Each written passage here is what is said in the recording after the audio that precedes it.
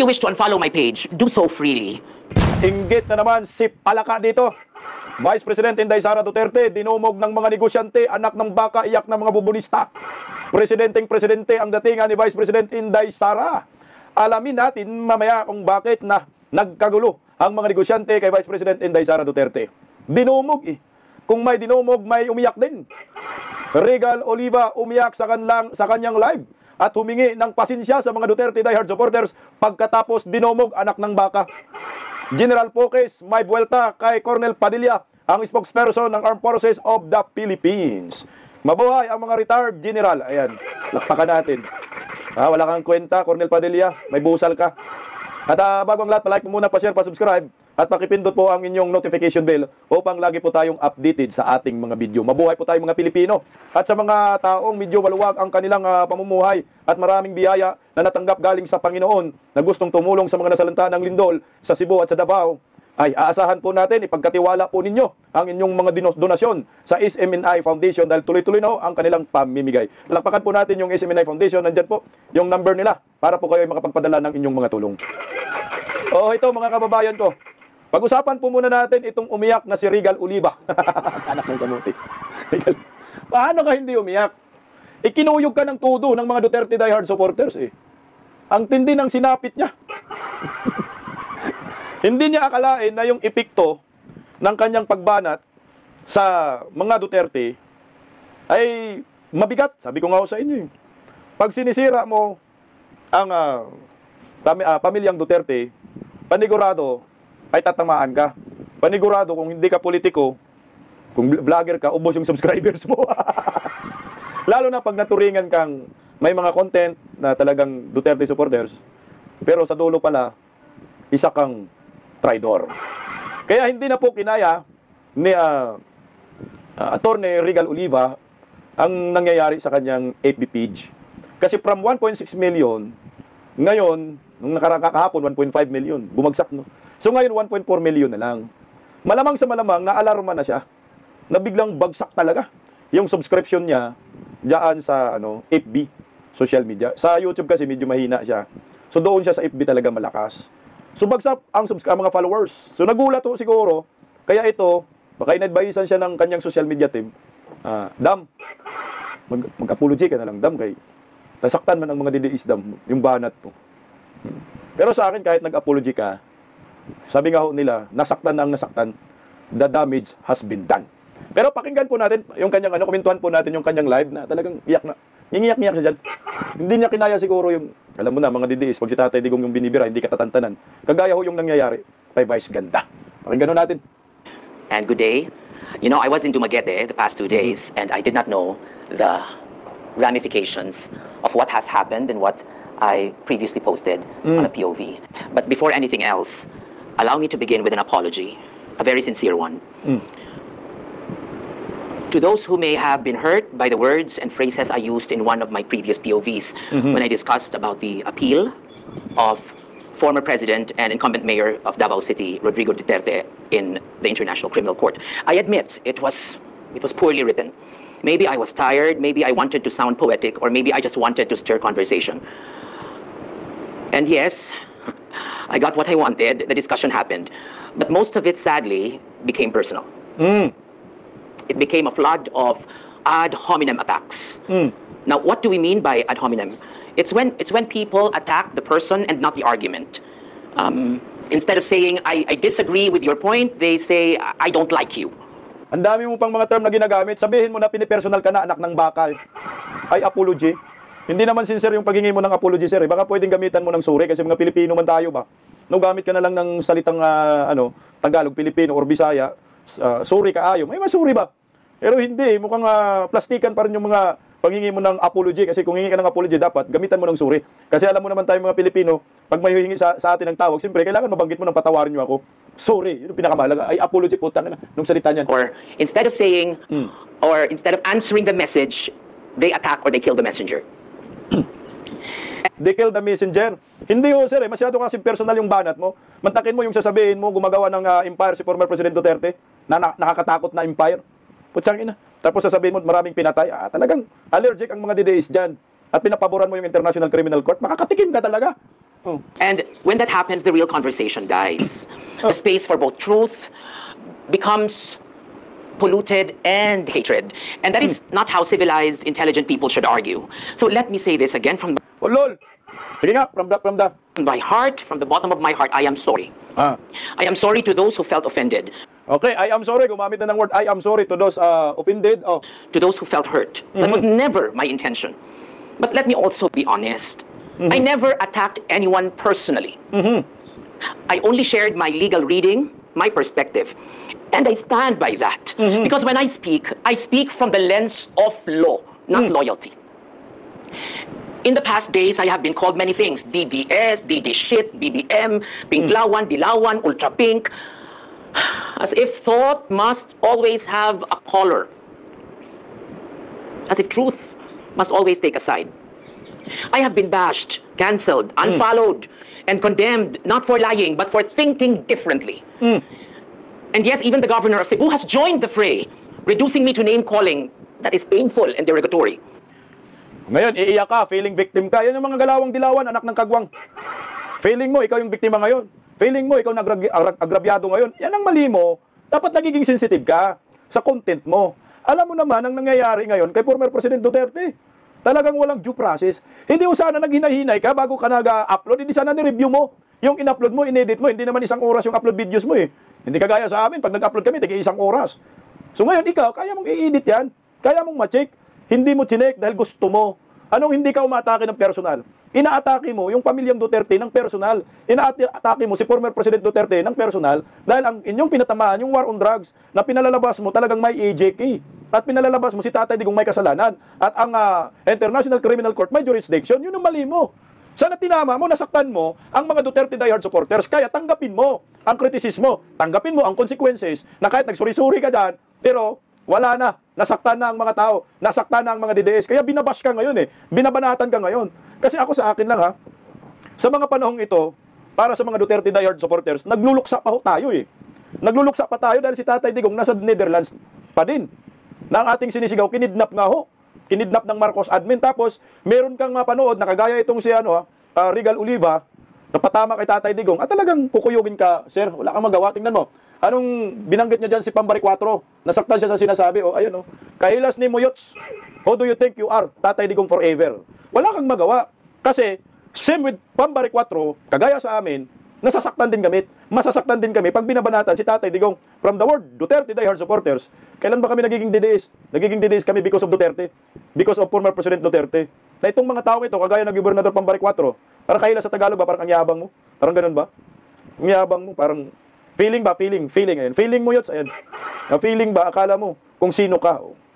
At saka yan yung mali eh. E di, nag-content ka niyan, bumanat ka, siguro, anticipate mo na rin din yung magiging reaksyon naming mga Duterte diehard supporters. Ngayon, kung sasabihan kang Pinklawan, Dilawan, putang ina, tanggapin mo, ginusto mo yan eh. Especially if you are not from my community. But I will not respond with anger.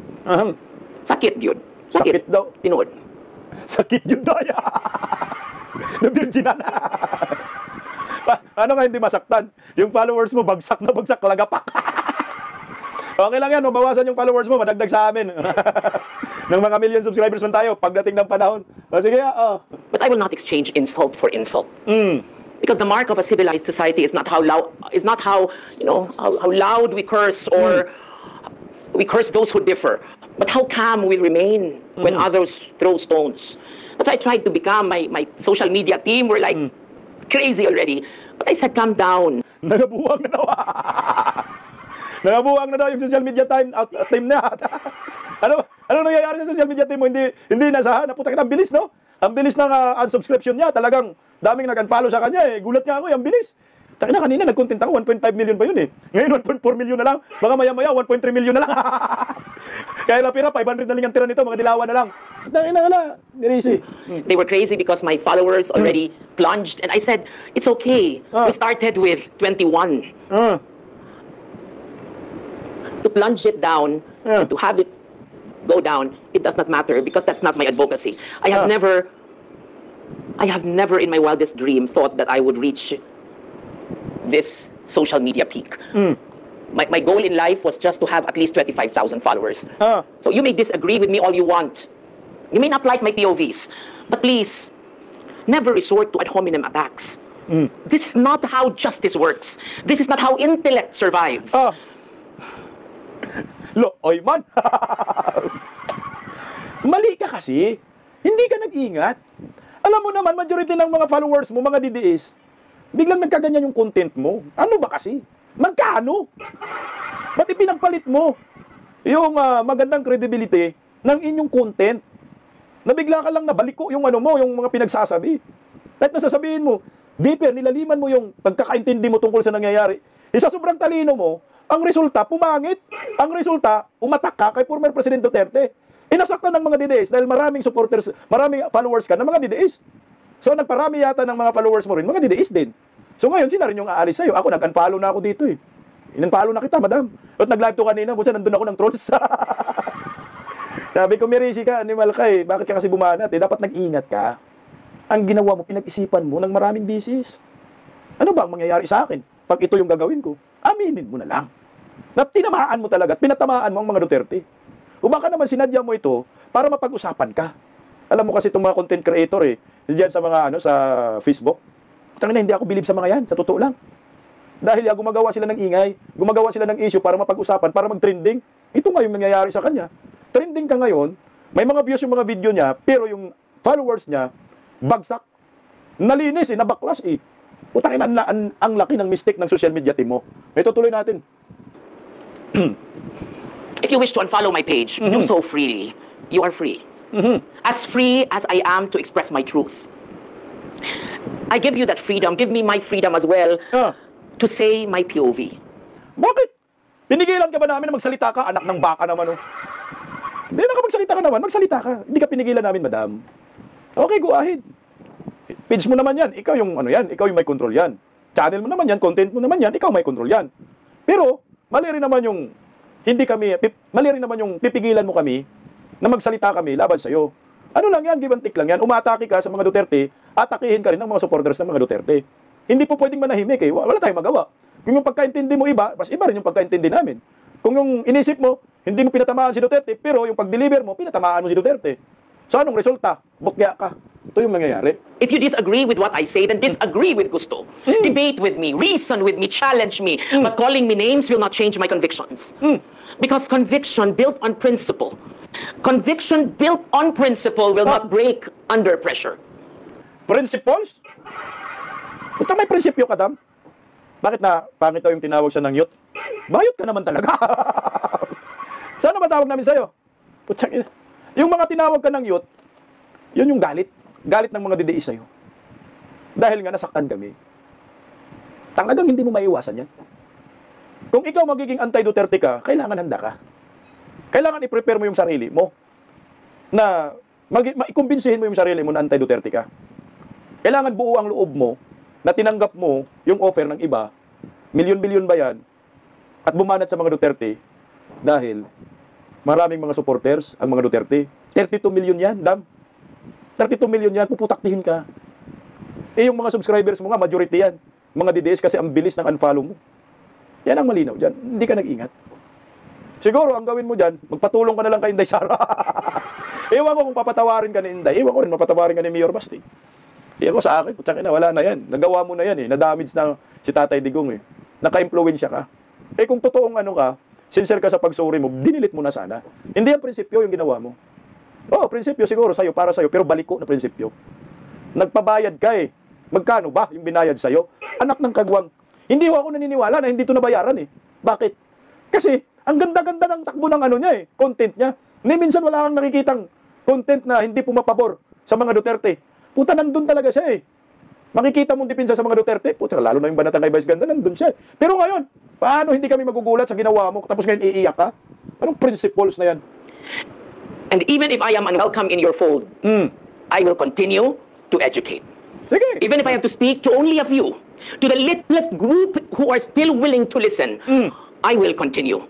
Because as long as there is someone willing to learn, my advocacy lives on. Huwag kang umiyak. Butay na, umiyak ka, ginusto mo eh. Ako talagang willing to learn sa'yo noon. Pero ngayon ayaw ko na, baka maging dilawan din ako. Willing to listen din ako noon sa'yo. Ang ganda naman kasi ng mga banat mo. Pero ngayon, ayaw ko na. Siguro last na to. Pero kung bumanat ka muli kay former President Duterte, I'm willing to listen but not to learn. Willing ako makinig sa'yo dahil gusto kong banatan ka, anak ng kagwang. Sinayang mo lang, Dam, ang nabuild mong empire. Ayan. Ayaw ko sabihin na nakakatakot yung empire mo na nabuild. Hindi kagaya sa mga sinabi mo kay Tatay Digong na para bang napakasama ni Duterte. Pero ako sa akin na, darating din kasi ang time na yung ano mo ba, yung expectation mo sa sarili mo, magulat ka na lang. No? Naakala mo siguro wala nang mga Duterte supporters, nakabigla kang banat sa mga kay Tatay Digong, tapos nabulaga ka ngayon. Nasaktan ka, pati yung mga social media team mo, nabubuang na. Siyempre, hindi ganun kadali magparami ng followers eh. Sa totoo lang. Hindi ganun kadali na i-convince mo yung mga tao na suportahan mag-follow ka sa akin. Hindi ganun kadali makumbinsi yung mga dideista i-follow ka. Ganun kahirap magparami ng followers, subscribers. Eh yung community mo, umiikot dyan eh. Ipinanganak ka dyan sa komunidad na yan, puta panindigan mo. Yan yung prinsipyo. Pero kung ginamit mo lang yung community na yan, tapos mayroong oportunidad na magkapira ka, at iniwan mo yung community na yan na kinakalakihan mo at dyan ka nag-grow, patraidoran yan. Kaya ang resulta, yung na-build mong empire, dahan-dahan bumabagsak. Ang tanong, maisalba mo pa ba ito? Madadala mo pa ba sa apology mo, sa sorry-sorry mo, I am sorry, from the bottom of my heart? Yun yung ang tanong dyan. Madali ka magsabi ng sorry dyan sa social media. Pero at the end of the day, nasa mga followers mo pa rin ang huling pasya. Ako, nag-unfollow na ako sa'yo. Yung sorry mo ngayon, tinatawanan kita. Bakit? Nakaganti kami. Yung paiyak-iyak mo ngayon, tinatawanan kita. Bakit? Utamirisi ka. Instant karma eh. Nakarma ka ng matanda na nandun ngayon sa dahig. Na binibira mo, ginawa mo pulutan, pinagkakitaan mo. Di ba ho? Oo ngayon, oo nga, nagka-views ka. Kasi bakit? Nanonood kami. Nanonood kami sa banat mo. Pero malas mo, dahil hindi namin nagustuhan ang banat mo, binira ka namin ngayon. At yung mga didays na subscribers mo, followers mo, mag-unfollow na sa'yo. O come on, paano na yung ipinaglalaban mo? Paano na yung advokasya mo? Ano ba talaga ang advokasya mo? Kasi mahalaga malaman ng taong bayan. Information dissemination. Eh di sana ang sinabi mo yung totoo. Hindi yung ina-attack mo ang mga Duterte. Putang na, kailangan na nga namin ng kakampi. Kailangan po namin ng katuwag kasi ang kalaban natin, mga demonyo. Nasa Palasyo de Polvoron. Tapos ikaw dumagdag ka pa, anak ng kagwang. Ang dami na nga po namin iniisip, maraming trolls nagdi-detreat sa amin eh. Tuloy konti. Now let's go back to where this all began. Yung tubig na.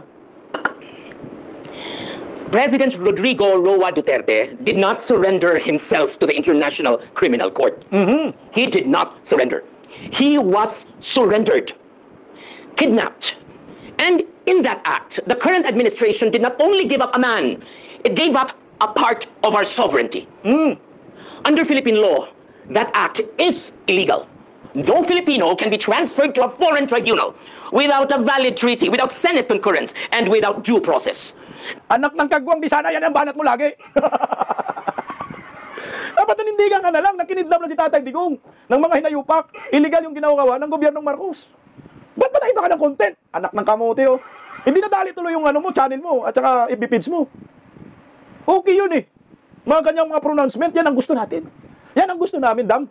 Ang problema dyan, Dam, yung content mo, last content mo, patungkol dyan, may karga, Dam. Tubig yata yung karga. Tubig ba? Galing kay UMM eh. O ano tayo ngayon? Sige nga, i-take down mo nga yung mo doon. Yung post mo, para makita natin kung sincere ba talaga siya. No? Sa paghingi ng sorry. Pero putangin na, sinaktan mo kasi ang mga DDS eh. Talagang hindi yan papalampasin. Sa social media, sa Facebook. Ang bilis pa naman magpa-trending dyan sa Facebook. Dito hirap sa YouTube eh. Kaya, ang gawin mo, kung sincere ka, i-delete mo na lang yan. Humingi ka ng sorry. Sorry ka sa mga Duterte, kay Tatay Digong. Hindi ka naman nag-sorry kay Tatay Digong eh. Hindi ka nga nag-sorry direkta sa amin, mga DDS eh. Hindi mo mabanggit-banggit. Na I am sorry, Duterte diehard supporters, nag-sorry ka. Pero para saan yung sorry mo? Sino yung hiningan mo ng sorry? Dapat in-address mo na lang. Kasi ang nasaktan kaming mga DDS. So ngayon, yan ang nangyayari sa'yo. Huwag na natin ipagpatuloy kasi gusto pa yata niya makahikayat na mag-subscribe kayo. Ang bottom line, lagapak ka. Ang ending, ikaw ngayon yung nahihirapan at ikaw ngayon ang nasaktan. Pero huwag mong ipalabas na biktima ka dito. Hindi ka biktima. Hindi ka biktima ng mga Duterte diehard supporters na inaatake ka ng personal. Biktima ka ng sarili mong katangahan. Biktima ka ng prinsipyo mong baluktot. Biktima ka ng inyong maling paninindigan. Oo, magaling ka magsalita, pero nasubrahan yung yabang mo. Napunta na yung yabang mo sa ulo mo. Lumalaki na yung ulo mo. Nakakala mo ang mga DDS maniwala sa'yo sa mga pinagsasabi mo. So ngayon, sa tingin mo ba, madala-dala kami ng paiyak-iyak mo, anak ng kagwang? Pahingi mo ng sorry, wala na, puta na, tapos ng laban eh. The damage has been done. Yung laban tuloy-tuloy na. Talagang babanatan ka pati warik. Yung pinipersonal ka, tanggapin mo na lang yan, Dam. Yan ho talaga ang mangyayari sa'yo. Marami pong nagmamahal kay Tatay Digong. Marami pong mga supporters. Kaya hindi mo maiiwasan na mag-respect kami sa inyo. Kagaya nito, Dam. Ako, hindi ako naghahanap ng kung ano klase kang pagkatao. No? Pero dahil sa sobrang daming mga Duterte diehard supporters, lumalabas yung mga nakaraan mo. Di ba ho? May nagsabi, Pinklawan, dilawan ka. Ano ka ba talaga? Meron akong nakitang video. May konektado pala to kay Martin Romualdez, anak ng kagwang, yun, dito tayo ngayon. Apology ka, may nabungkalang mga DDS ng mga pinanggalingan mo noon. O ito pala siya. O meron pa akong nakitang video. Yes. You were also the chief of staff of Alfredo Bejo Romualdez in Tacloban for 7 years. Yes. I when he was mayor of Tacloban City, he's the father of Alfred Romualdez. He's the current mayor now. When he was mayor, I was his chief of staff, and there in Siliman University, I even founded the Basilban Society, which is bakla ng Siliman lumalaban. Oh, wow. Yes, and sa UP Babaylan. exactly. Diba? And I have to say, Representative Percy Sindenya was my partner in forming that organization. O, tingnan mo. Kasama pa si Percy Tabi. Ano yun? Susuri ka ngayon, nahuka yung mga nakaraan mo, aktivista ka pala. Kakampit pala ninyo si Percy Tabi. Konektado pala kayo kay Martin Romualdez, mga Romualdez family. Nagtrabaho ka pala sa kanila. Ano ho ang mangyayari dito? Hindi ito papalampasin ng mga DDS. Mahirapan ka, ma'am. Natataas mo na yung yung followers mo. Babagsak pa yan. Lalo na pag nalaman ng mga DDS, meron pala kayong koneksyon ng mga Romualdez. Hindi kaya si Martin Romualdez ang nagutos sa'yo? Si Bakit? Iwan natin. Tingnan lang po natin yung kanyang subscription, yung kanyang followers sa FB, kung 500 na lang ang matira. Pag-usapan din po natin itong tungkol kay General Poques, kasi nga siya po yung pinuruhan ng Armed Forces of the Philippines spokesperson na si Colonel Padilla, na di umano ay tatanggalan ng pensyon. Pero bago po natin pakinggan si General Poques, pakinggan po muna natin itong si Padilla na rito po. Meron daw kayong ginagawang pag-aaral na baka bawiin nyo po yung mga pensyon po ng mga retired officers na kung mapatunayan na sila po ay nag-engage sa mga seditious or anti-government statements. How is this coming along? Kayo ba are you aggressively pursuing this or babala na lang po muna ito para lang warning? Or meron po talaga kayong sasampahan na baka hindi na po nila makuha kanilang mga pensyon? Ito po ma'am is under the process po of review as of this time. So pinag-aaral po namin yan, no? Yung kanina ma'am, nung sinabi nyo, yung tungkol po sa tiwala ng ating mga kababayan, actually ma'am, masaya po kami, no? Meron pong survey na lumabas na nagsasabi po na we are one of the government agencies that is highly trusted by the people, together with TESDA po and another agency. And ito po ay nagpapatunay na meron po tayong silent majority who's really supporting po the AFP. And ito pong support na ito and tiwala na ito, we do not seek to destroy this. Putangin na, saan ba kayo survey? Alam mo, sa totoo lang, Dam, Franz, Cornel, wala na. Mababa na yung tiwala sa inyo ng mga Pilipino eh. Lalo na ngayon, binabanatan ninyo mga retired general. Putsa, talagang babagsak ang tiwala. Wala kayo eh. Kayo yung traitor kay former President Duterte. Nayaano ninyo. Wala nang tiwala taong bayan sa'yo. Ewan ko saan ba nanggaling yung survey na yan. Gusto po natin na ito pong tiwalang ito is the fuel that drives us to perform our mandate to the fullest po. Actually, Pat, like ko sinasabi, ako bilang isang reservist naman ng AFP, kaya nakakatulog na mahimbing ang ating bayan dahil sa mga sundalo natin, dahil sa talagang naglilingkod sa atin, di ba? Kaya nilang magbuwis ng buhay. So ito naman po yung tanong, yung mga sundalo natin na buong buhay nila ay binigay nila sa paglilingkod, paano po yung mga retired na nangangamba din na baka mabawi yung kanilang pensyon? Sanay po sila talaga sa pagsunod sa duty nila, di ba? Pero does it extend po kapag retirado na sila? Yung protocol po ba? Para lang po sa kaalaman ng ating mga kababayan. Yes ma'am, sabi ko nga po, ito po ay masusing pinag-aaralan and it is all under the bounds of the law. So kung ano po ang napapaloob sa batas, yun po ang tinitingnan natin. So kung naman po, under po kasi dito sa pension, no, kung ikaw po ay napatunayan. So meron naman pong due process ang ating batas and at this point po, nandito nga po kami sa pag-aaral po. O lol, nananakot lang kayo. Tinatakot nyo yung mga retired uniform personnel. Kapag hindi kayo, ang mensahe, ganito lang yung mensahe, Madam Padilla. Pag hindi kayo tumigil sa kakabatikos kay Bongbong Marcos, kung hindi kayo na tumigil sa criticize sa mga kongresista na may kinalaman sa korupsyon, ito yung pambala namin sa iyo. Hanapan namin kayo ng butas, tatanggalan namin kayo ng pensyon. Pero wala ngayong ganun sa batas. Kahit anong pag-aaral nyo po, wala yung ganun sa batas. Retirado na yung mga yan eh. Hindi na active. Considered na sila as a civilian citizen. Kasi yung mga sinasabi mo, court martial, putang ina, para lang yan sa active. Meron nga tayo nakausap kanina, di ba, sa comment section, retired militar. Hindi, putang ina, court martial nyo kami, hindi naman kami na active eh. So, natakot lang kayo. Ang natakot ito sila, itong mga active. Dahil nga yung mga generals na mga retirado, ang iingay na. Ba't makatakot kayo mahusgahan itong mga animal na makurakot? Diyos ko, pagbulihin natin. Ito naman yung sagot ni General Poques sa interview po kanina. Pakinggan natin. Yan. Good morning po. Magandang umaga, Attorney Ferdy at Julie. Magandang umaga sa inyo. Yes. Sa lahat ng nanonood, nakikinig sa inyong programa. Ayan, kita nyo naman, retirado na, makikas Ganda na ng boses. Pwede ka announcer yan. Oo naman. Yan. Oh, anyway, General, pinag-uusapan nga po namin before you went on the line, yung duplicity nitong administrasyon na pagkatapos nilang manakot through the official spokesperson ng AFP na sinigundahan pa ng isang admiral na tatanggalin yung pensyon ng mga retired officials ng military na kritikal sa pamahalaan ay biglang nag-about face. Wala naman sa parade ground, biglang about face. At sinabi fake news daw. Ano po bang masasabi nyo rito, General Pokis? Yun na itong mga spokesperson ng Armed Forces, nagsasalita sila ng sasalita dyan, hindi rin na-analyze masyadong. So, threat yun eh. Threat yun kami. Oh, definitely implied threat yun. It was a non-too-subtle threat. Tama po yun. At klarong-klaro naman doon sa public contract na gano'n nga nangyari. Tapos doon, sinasabi nilang, ayun nga, Binawi. nag-about face sila. About face, ayun. General, alam kong malawak ang network nyo among the retired military officials, lalong-lalo na yung mga flag officers. Ano po ang common sentiment o general sentiment ng ating mga retiradong mga official dito sa ginagawa ng ating armed forces ngayon? Ang una sa lahat, hindi lamang itong sa Armed Forces, ginagawa na, kundi itong nangyayaring massive corruption dito sa ating bansa. Opo. Kami mga retirado, mga official man, o mga ordinaryong sundalo, awal, ay isa ang damdamin namin. Bakit talagang masama itong nangyayari ito sa ating bayan? Okay? Definitely po. Marami man kaming mga iba itong alliance namin, mga associations, mga organizations, pero pare-pareho ang damdamin. Ito ay pinapahiwatig namin kasi hindi lang naman kami ang pinamdamin ng gano'n. Yung buong bayan, yung mga taong bayan na mismo, nagsasabi, nagalit na galit. Kaya ito yung aming, pinapahiwatig din sa mga kasama natin sa movement namin. General, napabalita na noong September 21 at nakita nga tayo roon sa may gate ng Camp Aguinaldo. Ngunit napabalita po na maaga daw po kayong pumunta roon together with other retired generals at you requested to see the Chief of Staff, si General Romeo Browner, yung inyong katukayo. At obvious naman na hindi po kayo napagbigyan. Tama po ba ito? Ganito, hindi napagbigyan.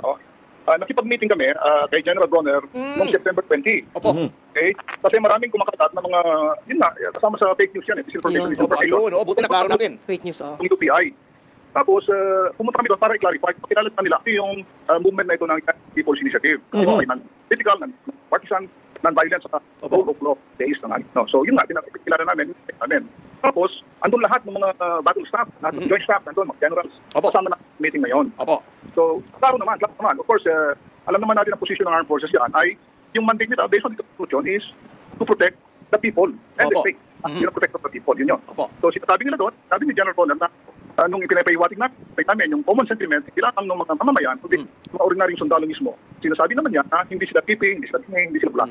So, kung nararamdaman ng taong bayan, nararamdaman. Yun lang. So sinungaling to si Browner pala. Nagawa ng fake news. Hindi sila bulag, hindi sinungaling. Ako napanood ko yun, may interview pa nga ho yun si Pokis sa media. 20 na meron daw isusubmit sila na sulat letter para kay Brownie ni Palaka. Pakinggan lang natin, recap lang natin konti, panoorin natin itong panahong ito. Narito ho. Kaming dito ay binubuo ng United People's Initiative. Itong organisasyon na ito ay nabuo na yung mga miyembro nito ay walang political parties, walang mga religion, walang kinikilalang kultura o mga tribo. Sama-sama, regardless kung ano yung affiliation ninyo, ay welcome sa amin. So may mga kabataan, may mga matatanda, gano'n. Okay. Itong organisasyon na ito ay nagkandak ng isang political rally doon sa Banaka. Matong araw, mga 3 gabi na ngayon. Dahil tayo ay nakikisa sa mga damdamin, hindi lamang yung pagkadismaya, kundi yung matinding galit at puot ng ating mamamayan sa Kongreso, sa Civil Value mga TBM, mga COA, kung ano pa dyan. So tayo ang nakikisa, marami rin tayong kasama dito, hindi lamang yung mga kabataan, kundi yung mga military and other uniform personnel, mga retired personnel, kasi hindi pwede yung mga active service dito. So, ito ngayon, nandito tayo, dahil bukas, magkaroon kami ng activity dito. Okay? Bakit ang Aguinaldo mula doon sa batasan? Dahil dito, bukas, magbibigay kami ng sulat kay General Browner. Yung mga taong bayan, ito yung gusto kay General Browner, pakikiusapan namin siya, you will urge him to support us, mga people, mga taong bayan. Dapat makisi sa amin, sa mga damdamin. Alam naman natin na hindi lamang tayo ang mga apektado dito sa korupsyon na ito, korupsyon. Pati mga sundalo, pati buong Pilipino ay involved dito. So bukas, bibigyan kami ng sulat sa kanya para higayatin namin siya sumama sa atin. Higayatin namin siya na tampanan ang kanyang tungkulin bilang Chief of Staff. Ang Armed Forces of the Philippines ay ang protector of the people. So itidiman namin sa kanya na protektahan niya yung mga mamamayan. Correct. Ito sa ginagawang protesta ngayon. Dapat matuldukan na itong kawalang yan ng ating mga congressman, mga tao sa gobyerno. Yung mga pagwawalang yan, hindi lang pagwawalang yan, kung namasangan, kundi pagtataksil sa mga taong bayan. Habang yung mga masabi dyan, nagtsatsaga sa kabarya-barya, para yung pangkain pang araw-araw sa pamilya. Ito mga congressman, mga anak nila, mga pamilya, kita nyo naman, ba? Nagtatampisaw sa parangyan, saan galing yung pera yun? Galing din sa taong bayan. Okay? Saan galing yung pera yun? Galing sa pera ng utang ng gobyerno. Sino magbabayad ng mga utang na yun? Tayo rin, mga mamayan din. Ito yung ginagamit na ninanakaw nila, ginagamit nila sa pangsarili na kapakanan. hindi nila ginampanan yung kanilang tungkulin bilang mga manunungkulan sa akin. Kaya puti, tayo ay, hindi lamang tayo tinapastangan, tayo ay pinagtaksilan ng mga yan. Kaya ito ngayon, ito yung pinapahayag namin. Hindi lamang yung Sukat Ismaya Puti, yung po talaga ng mga yan. Ito yung gusto nilang tanggalan ng pensyon, nagmamahal sa bayan, anak ng kagwang kang Padilla ka. Oy, ito yung bigyan pa, dagdagan pa ng pensyon. Dahil hindi sayang yung tax ng bayan sa taong ito. Patuloy na ipinaglalaban ang Pilipinas. Ito yung maliwanag dyan eh. Kaso ang problema, ayaw na lumaban itong mga active na mga uniform personnel sa mga kawatan sa gobyerno. Ito mandato naman ho ninyo yan. Ayan po yung na sinabi ni Romeo Pukis na nagbigay kami ng sulat. Huwag po kayong mag-alala, sir. Kasi malapit na po matapos itong mga kaibangan ng mga inayopak. Lalo na po ito. Inggit na inggit si Baki talaga dito, anak ng kagwang. Muling may tataas po ang pamumuhay, dignidad ng mga Pilipino, dignidad ng kapulisan, dignidad ng mga militar, dignidad nating lahat. Pag si Vice President Inday Sara na maging presidente, dinumog po ng mga negosyante sa Philippine Chamber of Commerce and Industry. Nagiging keynote speaker na naman si Vice President Inday Sara. Ang mga negosyante kay Inday Sara po talaga nagtitiwala. Bakit si Bagag hindi inimbita, anak ng kagwang? Kaya iyak si Budlat ang mata, pinagkakaguluhan pa Ladies and gentlemen, ayan, announcing the arrival of the Honorable Sara Z. Duterte, ayan Vice President of the Republic of the Philippines. Oh yes! Yan na si Vice President Inday Sara. Enjoy muna tayo. Kanta ni Andrew Ayan na. Siya isang simpleng tao. Oh yes! Grabe Dinumog ng mga negosyante. Nahan natin konti. Grabe Starstruck na starstruck ang mga negosyante. Tingnan mo naman yan. 50 anniversary nila, 50 years anniversary, I think 50 years. Duterte!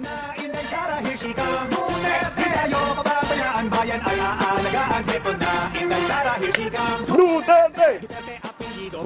Walang ganyan kay BBM. Tamo naman. Presidente Inday Sara. Wala yun, lamang na lamang talaga si Inday. Selfie, grupi, pinagkakaguluhan.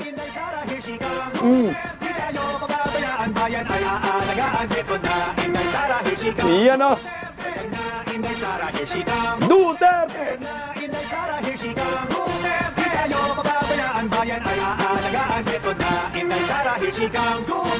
Isang taong may tapang, may pitak sa ating bansa. Isang taong may prinsipyo, may isang salita. Paglipad ng agila, magkaisa tayong lahat. Pagmamahal, suportang tunay ang ating ipangtapat. At tayo ay susuklian, buong pusong paninilbihan. Buong mundo niya ay iikot para sa buong bayan sa...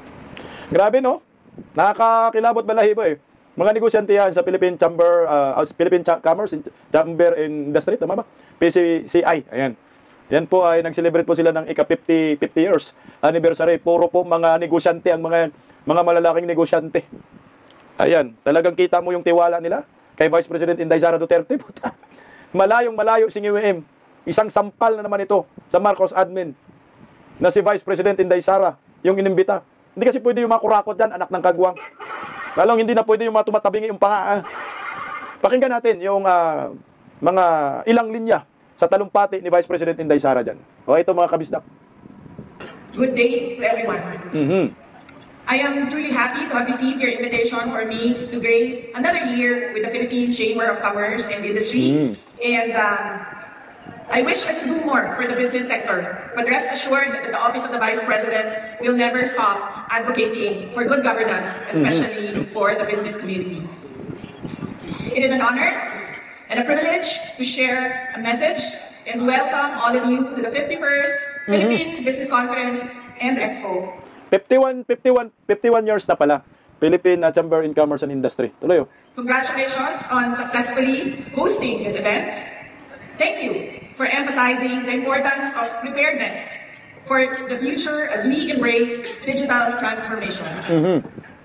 Today we stand at a pivotal moment in our time when technological evolution creates a new environment that changes the way we conduct business, deliver public services, communicate, transfer knowledge, and acquire data. Artificial intelligence, data science, and digital media have significantly influenced and transformed our methods of communication, data collection, and reaching new markets beyond our physical borders. At the outset, they may be unsettling, yet they have proven to be more efficient, accurate, speedy, and effective in providing real-time data as basis for developing products, services, projects, and programs that intuitively address people's needs and interests. Hence, as we embrace the future and its technological changes, it is essential that we highly consider developing and equipping our most important resource, our people. They are at the core of these transformations, navigating the changes and setting new directions, attuned to the evolving needs of the times. Your team on digital transformation, unleashing its power to maximize opportunities for the future, is indeed crucial. The advancement of technology is rapidly affecting our operational processes and impacting our decision-making in business, education, research and innovation, health, public administration, food production, manufacturing, aviation, maritime navigation, and aerospace engineering. These facts are strong reminders of how disruptions can change the game and the direction of our future. It is thus essential that we take stock of our people's capabilities today and prepare. We cannot wait for the future to unfold while we hold on to strategies and systems that may no longer provide effective, significant future transformations. Digital transformation will be the bridge to the future, paving the way for inclusivity through training, upskilling, deep dive mentoring, and industry exposure to equip our human resources. The new skills and knowledge they acquire will prove useful as they begin roles that require creative and innovative thinking, problem solving, and leadership. Beyond employment, let us also strive to position our people to become future innovators, thinkers, producers, and entrepreneurs. Let us hone them to be job creators and economic shapers. Grabe no, mahal na mahal talaga si Vice President Inday Sara ng mga negosyante no, sa ating bansa. Wala na kasi tayong ibang pag-asa kundi si Inday Sara talaga. Kailangan na suportahan ito ng mga negosyante. Ito yung magbabangon sa ating mga Pilipino. Tuloy na natin konti lang konti. Bringing in more dynamism to our economy as we diversify our industry mix and create a balance between producers and importers. Our goal is to maximize the potential of our human and natural resources, leveraging the power of technology and digital transformation to create growth centers that host competitive, homegrown producers, service providers, and exporters. These strategies will be significant economic drivers that will help create local jobs, increase domestic activities, and spur development and progress in domestic and micro economies across the Philippines. Beyond physical development, digital transformation will be our strategic tool for better governance and nation building. It is our tool to facilitate innovation and enhance our capabilities in delivering public services and responding to disaster, crisis, and emergencies. More importantly, it is our weapon against corruption. As we digitize, we automate our processes, make data and all government transactions seamless, borderless, and transparent. And we leave no room for scrupulous backdoor transactions. We take away the power of corrupt leaders to manipulate public funds and capitalize on people's money for their personal interests, greed, and political ambition. Correct. The welfare of the people is our highest priority. Tama. Technology will be our powerful tool to impose checks and balances, monitor paper trails, eliminate arbitrary and politically motivated decision-making, and prevent unconstitutional budget insertions to curry political favor at the expense of the people's money. If technology is a blessing to modern society, then let us use it to protect the people's rights and welfare. Okay. Alam nyo, nababasa ko na ang kapalaran ng mga kurakot pag si Vice President Inday Sara na ang maging Pangulo. Kulong lahat. Si BBM, Martin Romualdez, kung lalayas ng Pilipinas, putang ina. Red notice talaga yan. Wanted. Saldico, Lisa, Sandro, wala. Lahat yan kulong. Maniwala kayo sa akin. Itong korupsyon sa ating bansa, sandamakmak, puta. Under Marcos admin, wala silang kawala dito. Kahit saan sila magtatago, hahanapin sila ni Inday Sara. Kaya nga pinipilit nila na si Inday Sara masira. Pinipilit nila, tinatrabaho ngayon sa ombudsman. Ang problema, kaya ba nilang bulagin ang taong bayan? Mukhang mahirapan si Boying dito. Good luck sa atin. Bisdak Pilipinas.